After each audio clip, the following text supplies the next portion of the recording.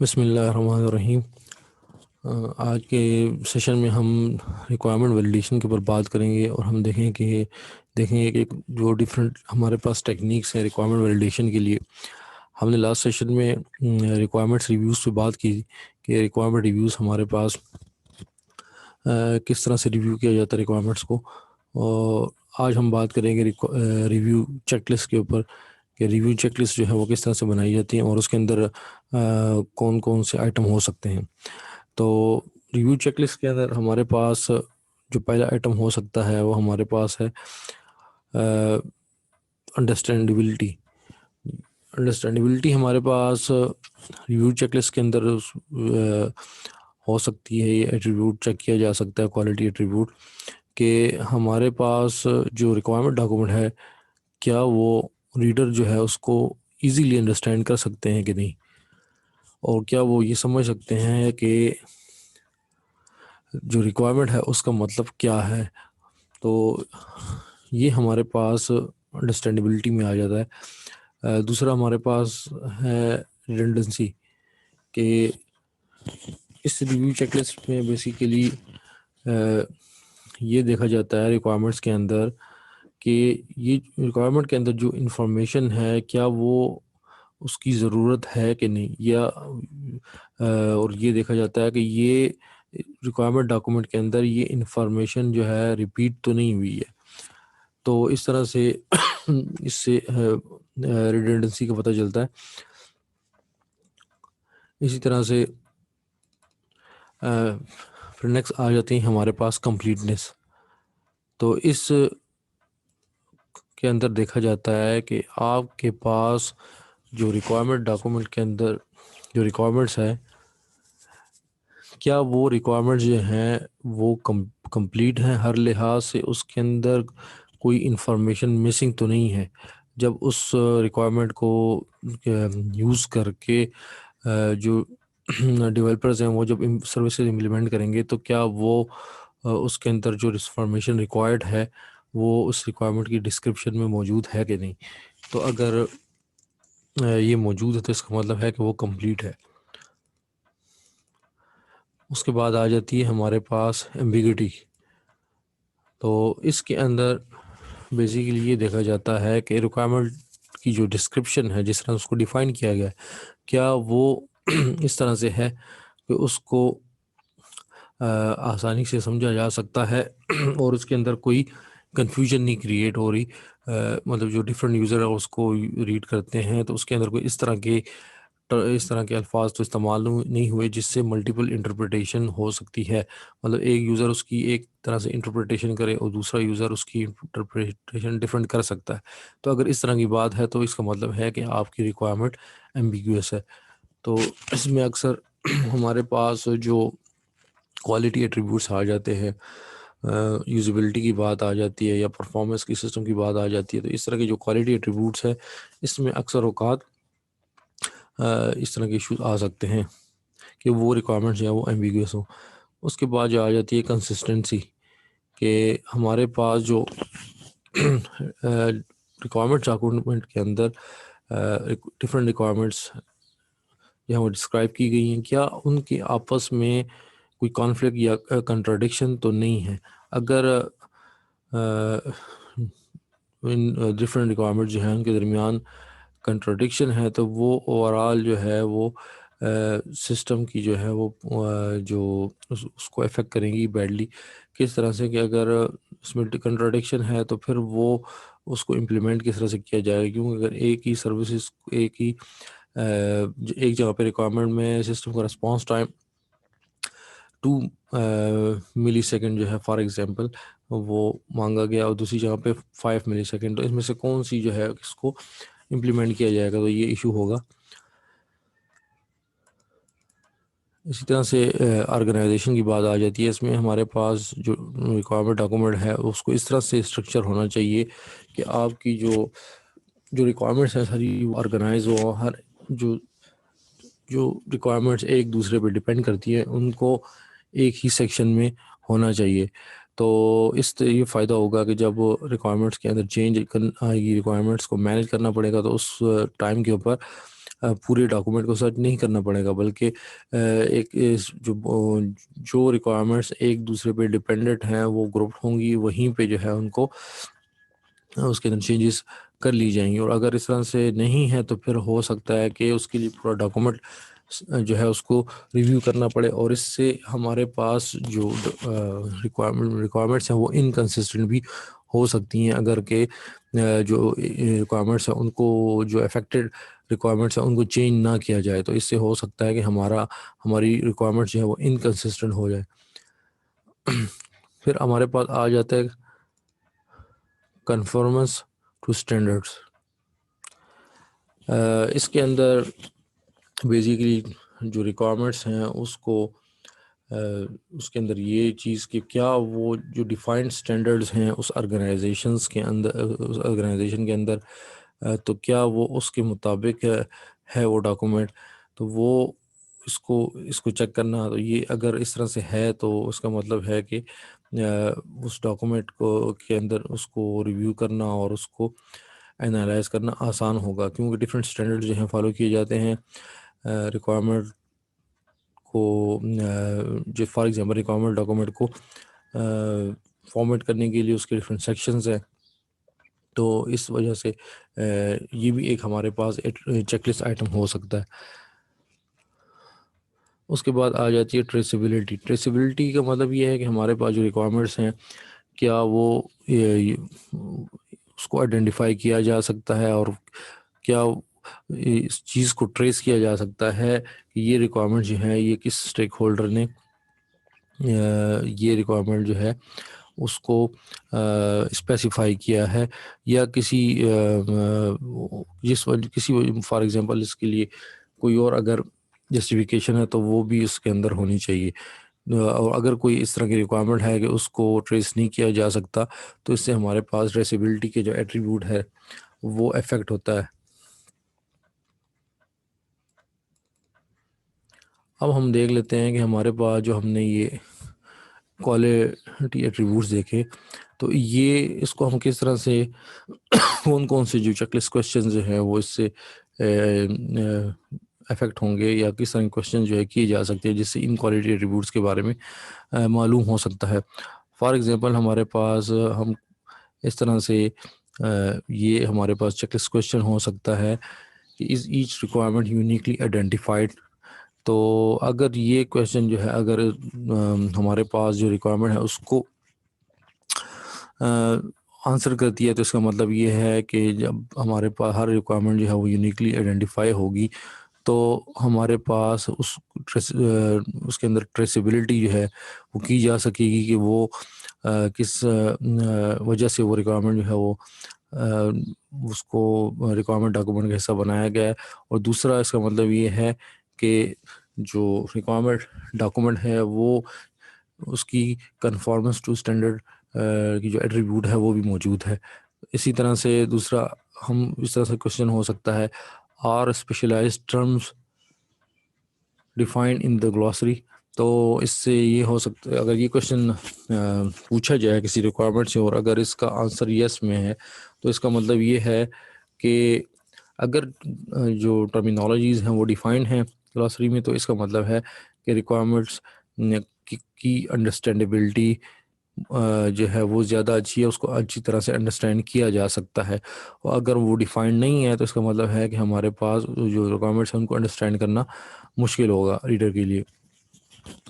उसके बाद हमारे पास एक क्वेश्चन इस तरह से हो सकता है, does a requirement stand on its own और do you have to examine other requirements to understand what it means. मतलब अगर आप किसी एक रिक्वायरमेंट को रीड करता है रीडर, तो वो उसको इजीली अंडरस्टैंड कर सकता है, या उसको अंडरस्टैंड करने के लिए उसको और जो रिक्वायरमेंट्स हैं उसको पढ़ना पड़ेगा, उसको रीड करना पड़ेगा। अगर इस तरह की बात है कि उसको आसानी से इस रिक्वायरमेंट को रीड करके उसको अंडरस्टैंड कर सकता है, तो इसका मतलब है कि ये अंडरस्टैंडेबिलिटी का जो क्वालिटी एट्रीब्यूट है रिक्वायरमेंट्स का वो पूरा हो रहा है। और अगर उसके साथ दूसरी बात ये भी हो सकती है कि रिक्वायरमेंट्स जो हैं वो हमारे पास उसके अंदर कंप्लीटनेस है। वो अगर इस तरह की बात, अगर वो उसको एक रिक्वायरमेंट को रीड करके उसको समझ नहीं आती और रिक्वायरमेंट्स को रीड करना पड़ेगा उसको। इसका मतलब है कि अंडरस्टैंडेबिलिटी जो है वो क्वालिटी एट्रीब्यूट जो है वो इसमें नहीं है, या इस तरह भी हो सकता है कि वो रिक्वायरमेंट जो है वो कंप्लीट नहीं है।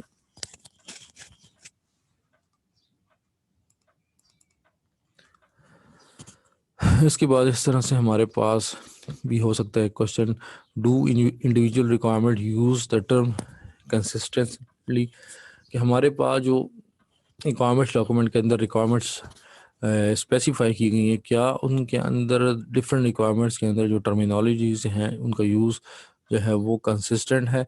अगर कंसिस्टेंट टर्मिनोलॉजीज इस्तेमाल की गई हैं तो इसका मतलब है कि उसके अंदर एम्बिगिटी नहीं है, और अगर उसके अंदर कंसिस्टेंट टर्मिनोलॉजी नहीं है तो फिर वो रिक्वायरमेंट्स एम्बिगुअस है। तो ये एम्बिगुअस के एट्रीब्यूट्स को इस तरह से अ, उसका एनालिसिस इस तरह से किया जा सकता है रिक्वायरमेंट्स में। दूसरा फिर हमारे पास इस तरह से क्वेश्चन हो सकता है कि is the same service requested in different requirements, are there any contradiction in this request. तो एक तो ये कि अगर सेम सर्विस डिफरेंट रिक्वायरमेंट्स में उसको उसके बारे में उसको स्पेसिफाई किया गया है, तो उसमें तो ये चेक करना है एक कि क्या उनके अंदर डिफरेंस मौजूद है कि नहीं, वो सेम सर्विस ही है या नहीं। अगर वो सेम सर्विस है तो इसका मतलब है कि इस सिस्टम के अंदर इस रिक्वायरमेंट डॉक्यूमेंट के अंदर रिडंडेंसी है। और अगर सेम सर्विस है नहीं है तो एक सेम सर्विस है तो अगर उसके बारे में अगर इंफॉर्मेशन जो है ये भी हो सकता है कि कंसिस्टेंट, उसके अंदर कंसिस्टेंसी जो है उसको भी देखना पड़ेगा कि क्या वो कंसिस्टेंट है कि नहीं, इंफॉर्मेशन जो दोनों में उसके रिक्वायरमेंट को स्पेसिफाई किया गया है। तो इस तरह से हमारे पास अगर रिडंडेंट इंफॉर्मेशन बाद औक़ात दी जाती है तो उसमें अंडरस्टैंडेबिलिटी को इंक्रीज़ करने के लिए भी वो हो सकता है, तो वहाँ पे तो ठीक है। लेकिन अगर उसके अंदर इसको भी चेक करना पड़ेगा कि क्या वो इंफॉर्मेशन जो है वो कंसिस्टेंट है कि नहीं। तो अगर उसके अंदर कंट्रडिक्शन नहीं है तो इसका मतलब है कि कंसिस्टेंसी है, मौजूद है। और अगर कंट्रडिक्शन है तो इसका मतलब है कि उसमें इनकंसिस्टेंसी है।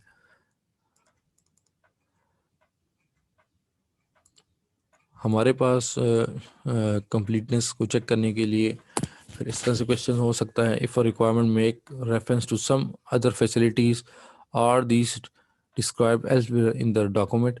मतलब कि अगर हमारे पास एक रिक्वायरमेंट है और उसके अंदर रेफरेंस है किसी और कोई रेफरेंस मौजूद है, तो क्या वो उसके अंदर डॉक्यूमेंट के अंदर मौजूद है या कहीं और वो डॉक्यूमेंट मौजूद है। फॉर एग्जांपल अगर कोई लॉ है या कोई स्टैंडर्ड है तो उसको डॉक्यूमेंट का हिस्सा बनाने की ज़रूरत नहीं है, बल्कि उसका रेफरेंस दे दिया जाता है। तो वो एक नॉन स्टैंडर्ड होता है तो उसको स्पेसिफाई कर दिया जाता है, और या उसको इस तरह की और कोई इंफॉर्मेशन है तो उसको अपेंडिक्स हिस्सा बना दिया जाता है। तो इस तरह से अगर रेफरेंसेस मौजूद हैं तो इसका मतलब आपका डॉक्यूमेंट आपकी रिक्वायरमेंट्स के अंदर जो है कंप्लीटनेस है। अदरवाइज़ हम कह सकते हैं कि वो उसके अंदर कंप्लीटनेस नहीं है। तो इसी तरह से ऑर्गेनाइजेशन को चेक करने के लिए डॉक्यूमेंट के और ट्रेसेबिलिटी जो है रिक्वायरमेंट्स की, उसके लिए इस तरह से क्वेश्चन हो सकता है, are related requirements group together, if not do they refer to each other.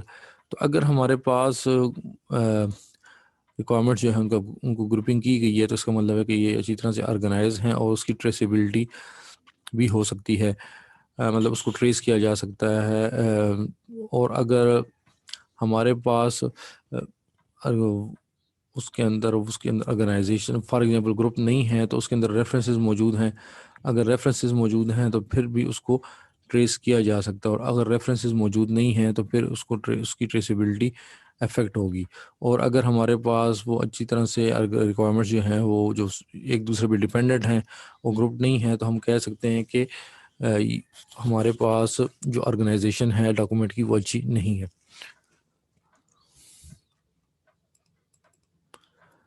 अच्छा, इसके बाद हम देखते हैं कि हमारे पास वैलिडेशन के लिए प्रोटोटाइपिंग की हम बात करते हैं कि प्रोटोटाइपिंग किस तरह से हमारे पास यूज़ होती है। रिक्वायरमेंट्स वैलिडेशन के लिए हमने पहले इससे बात की थी कि एनालिसिस में प्रोटोटाइपिंग को यूज़ किया जाता है। यहाँ पे भी वैलिडेशन के अंदर प्रोटोटाइप्स को यूज़ किया जाता है कि रिक्वायरमेंट्स को वैलिडेट किया जा सके, और फिर उसके अंदर अगर कोई प्रॉब्लम्स हैं तो जो स्टेक होल्डर्स हैं वो प्रॉब्लम्स को डिस्कवर कर सकें। वैलिडेशन के लिए जो प्रोटोटाइप यूज़ होगा वो हमारे पास कंप्लीट होना चाहिए, रीजनेबली कंप्लीट, एफिशिएंट और रोबस्ट होना चाहिए। हमने जब एनालिसिस में बात की थी प्रोटोटाइपिंग की, तो उसमें ज़रूरी नहीं है कि वो कंप्लीट हो, वो एक थ्रो अवे प्रोटोटाइप हमारे पास होगा तो उसमें वो जो है इतना ज़्यादा एफिशिएंट या रोबस्ट होने की ज़रूरत नहीं है। लेकिन यहाँ पे क्योंकि हमने एंड यूज़र्स की जो फाइनल रिक्वायरमेंट्स जो हैं, जो एग्रीड रिक्वायरमेंट्स हैं, उनको वैलिडेट करना है, तो उसके लिए जो प्रोटोटाइप है उसको रीजनेबली जो है वो कंप्लीट, एफिशिएंट और रोबस्ट होना चाहिए। जैसे कि एक रिक्वायर्ड हमारे पास सिस्टम होता है, तो वो क्योंकि इसमें यूज़र की फाइनल जो रिक्वायरमेंट्स हैं, जो एग्रीड रिक्वायरमेंट्स हैं, उनको वैलिडेट करना है। इसके लिए यूज़र्स को डॉक्यूमेंटेशन प्रोवाइड की जाएगी और उनको ट्रेनिंग भी दी जाएगी। हमारे पास वैलिडेशन के लिए जो प्रोटोटाइपिंग होगी उसके अंदर जो हमारे पास सबसे पहले प्रोटोटाइप टेस्टर्स को चूज़ किया जाएगा, फिर टेस्ट सिनारियोज क्रिएट किए जाएंगे, उसके बाद सिनारियोज को एग्जीक्यूट किया जाएगा, जो टेस्ट सिनारियोज होंगे, और फिर उसके बाद जो प्रॉब्लम आइडेंटिफाई होंगी उसको डॉक्यूमेंट किया जाएगा। तो इसमें हमारे पास प्रोटोटाइप टेस्टर जो है उनको जब चूज़ किया जाएगा, इसके अंदर कोशिश की जाएगी कि ऐसे यूज़र्स को सेलेक्ट किया जाए कि जो एक्सपीरियंस हो, ओपन माइंडेड हो, और वो सिस्टम को जब फेली एक्सपीरियंस होंगे और ओपन माइंडेड होंगे, वो सिस्टम को यूज़ करेंगे, तो उससे ज़्यादा जो है अच्छी तरह से सिस्टम की टेस्टिंग हो सकेगी। और ऐसे यूज़र्स को सेलेक्ट करना चाहिए, एंड यूज़र्स को जो कि डिफरेंट जॉब्स परफॉर्म कर रहे हैं उस सिस्टम के अंदर। उससे ये होगा कि हमारे पास वो मैक्सिमम जो सिस्टम की फंक्शनैलिटी जो है वो कवर्ड हो जाएगी और वो वैलिडेट हो जाएगी। इसके बाद हमारे पास हमने इस बात की कि टेस्ट सिनारियोज जो हैं उसको डेवलप किया जाएगा। इसके लिए ऐसे टेस्ट सिनारियोज जो हैं वो डेवलप किए जाएंगे जिससे ज़्यादा से ज़्यादा रिक्वायरमेंट्स कवरेज जो है वो उसमें हो जाए। तो उसका फ़ायदा ये होगा कि ज़्यादा से ज़्यादा जो जब रिक्वायरमेंट्स जो हैं उसकी कवरेज हो जाएगी, तो उससे अच्छे टेस्ट केसेस डिज़ाइन होंगे और ज़्यादा से ज़्यादा सिस्टम की फंक्शनैलिटी जो है उसको वैलिडेट किया जा सकेगा। तो इसमें यूज़र जो है वो कोशिश करेंगे कि ज़्यादा से ज़्यादा सिस्टम की जो फंक्शनैलिटी है उसको चेक किया जा सके, और जो कि सिस्टम के क्रिटिकल फीचर्स हैं उनको भी जो है चेक किया जा सके। उसके बाद जो है जो सिनेरियोस डेवलप किए गए उनको एग्जीक्यूट किया जाएगा। तो इसके अंदर जो है वो जो टेस्ट सिनेरियोस जो हैं उनको एग्जीक्यूट किया जाएगा जो कि प्लान हुए प्रीवियस स्टेज के अंदर, और उसके बाद जो उन उसके सिनेरियोस को एग्जीक्यूट करने के दौरान अगर कुछ प्रॉब्लम जो है वो आइडेंटिफाई हुए तो उनको डॉक्यूमेंट किया जाएगा पेपर के ऊपर, या कोई इलेक्ट्रॉनिक मीडियम है, या कोई एक वेबसाइट है, या कोई इस तरह से ऑनलाइन जो कोई मैकेनिज़्म है इसके, या कोई सॉफ्टवेयर यूज़ करके, फॉर एग्जांपल एक्सेल की शीट है उसको यूज़ किया जा सकता है। तो उससे प्रॉब्लम को डॉक्यूमेंट किया जाएगा। तो इससे उन प्रॉब्लम को फिर बाद में, क्योंकि डॉक्यूमेंट करके फिर इसके ऊपर काम करना है कि इनको किस तरह से रेक्टिफाई किया जाए, इसको डॉक्यूमेंट करना ज़रूरी है। हमारे पास रिक्वायरमेंट वैलिडेशन के लिए यूज़र मैनुअल्स डेवलपमेंट भी की जाती है। इससे भी हमारे पास डिटेल रिक्वायरमेंट एनालिसिस हो जाता है, और इससे डिफरेंट प्रॉब्लम जो हैं वो रिक्वायरमेंट डॉक्यूमेंट के अंदर उसको आइडेंटिफाई किया जा सकता है। तो ये भी एक अच्छी मेथोडोलॉजी है रिक्वायरमेंट्स वैलिडेशन के लिए यूज़र मैनुअल डेवलपमेंट होनी चाहिए। उसके दौरान बहुत सारे जो यूज़र के लिए मैनुअल बनाया जाएगा तो उसके अंदर सिस्टम की यूजेज डिफाइन की जाएगी, तो इसमें के अंदर अगर कोई फंक्शनैलिटी मिस है तो वो आइडेंटिफाई हो सकती है, और डिफरेंट इंटरेक्शन प्रॉब्लम्स हैं अगर तो वो आइडेंटिफाई हो सकते हैं। तो यूज़र मैनुअल डेवलपमेंट को भी यूज़ किया जा सकता है वैलिडेशन के लिए। तो हमारे पास यूज़र मैनुअल के अंदर जो इंफॉर्मेशन होती है वो क्या कौन सी होती है? एक तो हमारे पास फंक्शनैलिटी सिस्टम की, और उसको किस तरह से यूज़ करना है और किस तरह से वो इम्प्लीमेंटेड है, ये भी हमारे पास इंफॉर्मेशन हमें मिल सकती है कि कौन सा जो सिस्टम जो है, कौन सा एरिया सिस्टम का जो है वो जिसकी इम्प्लीमेंटेशन नहीं हुई। और इसी तरह से कोई प्रॉब्लम आ जाती है सिस्टम में तो उससे किस तरह से कोई ट्रबल हो जाती है तो उसको किस तरह से सॉल्व करना है, किस तरह से सिस्टम को इंस्टॉल करना है, उसको सेटअप करना है उसका, वो भी इसमें आ जाता है। नेक्स्ट जो है वो हमारे पास है सिस्टम मॉडल्स। वो सारे प्रोजेक्ट्स जो हैं उसके अंदर सिस्टम के मॉडल्स बनाए जाते हैं। जब हमारे पास बेसिकली वो मॉडल जो है वो बेस करते हैं रिक्वायरमेंट्स के ऊपर, जो एग्रीड सेट ऑफ रिक्वायरमेंट्स है उसकी बेस के ऊपर हमारे पास ये मॉडल्स बनाए जाते हैं। इन मॉडल्स के अंदर हमारे पास डाटा फ्लो डायग्राम मॉडल या डाटा फ्लो मॉडल्स आ जाते हैं, जो कि सिस्टम की फंक्शनैलिटी को डिफाइन करते हैं। अब इसमें ऑब्जेक्ट मॉडल्स आ सकते हैं, इवेंट मॉडल्स आ सकते हैं, इंटीग्रेटेड रिलेशन मॉडल्स आ सकते हैं। तो ये डिफरेंट मॉडल्स हैं, ये सिस्टम के की डिफरेंट एट्रीब्यूट्स को डिफाइन कर सकते हैं। तो अब इसके अंदर ये मॉडल्स जो हैं ये भी वैलिडेशन के लिए यूज़ हो सकते हैं हमारे पास। अब मॉडल वैलिडेशन जो है उसके अंदर उस प्रोसेस के अंदर बेसिकली हमारे पास ऑटोमेटेड टूल्स को यूज़ किया जाता है। बहुत सारे हमारे पास मॉडल मौजूद हैं और उसके लिए हमारे पास ऑटोमेटेड चेकिंग टूल्स भी मौजूद हैं जिससे उन मॉडल्स को चेक किया जा सकता है।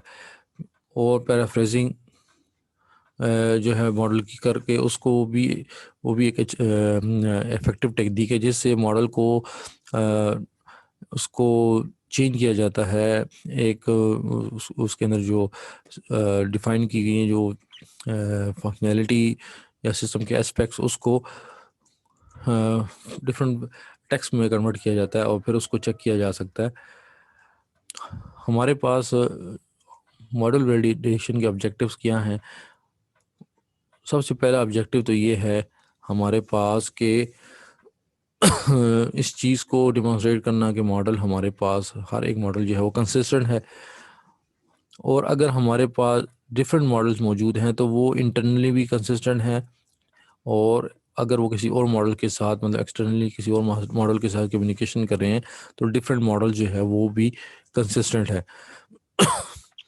और उसके साथ साथ जो थर्ड चीज़ है वो ये कि मॉडल जो है वो एक्यूरेटली रिफ्लेक्ट कर रहे हैं जो सिस्टम की रियल रिक्वायरमेंट्स को, जो कि स्टेक होल्डर की है। ये थोड़ा सा डिफ़िकल्ट टास्क है क्योंकि इसको ऑटोमेटेड जो चेकर्स हैं उससे नहीं चेक किया जा सकता, बल्कि इसके लिए जो वैलिडेशन टेक्निक्स हैं वही यूज़ की जा सकती हैं, जिसके अंदर रिव्यूज़ हैं, रिक्वायरमेंट रिव्यूज़ हैं, इंस्पेक्शन है। तो उन्हीं को यूज़ करके इस चीज़ को आइडेंटिफाई किया जा सकता है, उसको प्रूव किया जा सकता है कि जो मॉडल जो है वो एक्यूरेटली सिस्टम की रियल रिक्वायरमेंट्स को, जो यूज़र्स की, स्टेक होल्डर्स की रिक्वायरमेंट्स है उसको आइडेंटिफाई उसको उसके ऊपर बेस कर रहे हैं। फॉर एग्जांपल हमारे पास यहाँ पे आपको एक एग्जांपल नज़र आ रही है, डाटा फ्लो डायग्राम है हमारे पास लाइब्रेरी सिस्टम का, जिसके अंदर बेसिकली इशू जो है, जो बुक इशू होती है उसको बताया जा रहा है कि हमारे पास लाइब्रेरी कार्ड यूज़र के पास होगा, यूज़र की डिटेल्स वो देगा और साथ में वो अपना लाइब्रेरी कार्ड देगा। तो सिस्टम चेक करेगा यूज़र इन डिटेल्स को और आगे यूज़र स्टेटस जो है हमारे पास आ जाएगा। उसके बाद नेक्स्ट जो होगा वो चेक आइटम होगा। चेक आइटम में रिक्वेस्टेड आइटम की इंफॉर्मेशन चेक आइटम को मिलेगी। उसके बाद स्टेटस होगा और आगे हमारे पास आइटम स्टेटस जो है वो आ जाएगा।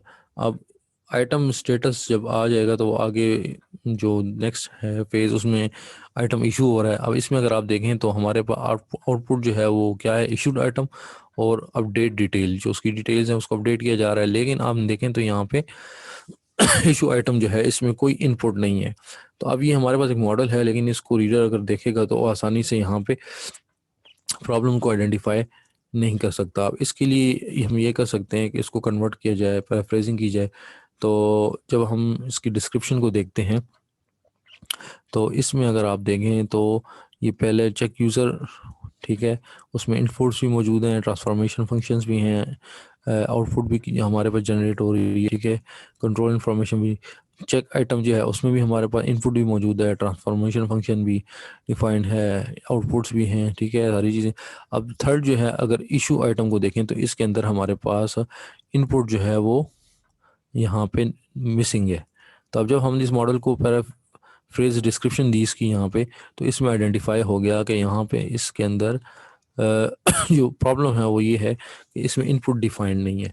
तो इस तरह से प्रॉब्लम जो है वो आइडेंटिफाई की जा सकती हैं मॉडल्स के अंदर को उनको ये पैराफ्रेज डिस्क्रिप्शन देखी जाए तो उसको यूज़र आसानी से उसमें प्रॉब्लम को आइडेंटिफाई कर सकता है।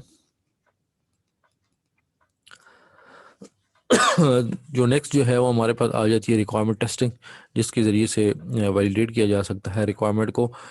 हर एक रिक्वायरमेंट जो है वो टेस्टेबल होनी चाहिए।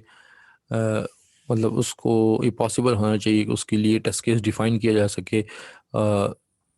तो अगर वो मतलब इस तरह से हम उसके लिए टेस्ट केस डिफ़ाइन कर सकते हैं तो इसका मतलब है कि रिक्वायरमेंट जो है उसके अंदर कोई प्रॉब्लम मौजूद नहीं है, उसके अंदर कोई मिसिंग इन्फॉर्मेशन नहीं है। तो रिक्वायरमेंट टेस्ट केस जो है उसको जब यूज़ किया जाएगा तो उससे ये एक हमारे पास इफ़ेक्टिव टेक्निक है जिससे हम उस रिक्वायरमेंट के अंदर जो मिसिंग इन्फॉर्मेशन है या एम्बिगियस इन्फॉर्मेशन है उसको आइडेंटिफाई कर सकते हैं। तो इस वजह से अगर इस तरह की हमारे पास रिक्वायरमेंट है जिसके अंदर इन्फॉर्मेशन कंप्लीट नहीं है और उसके अंदर एम्बिगिटी है तो उसके टेस्ट केसेस बनाने में मुश्किल होगी।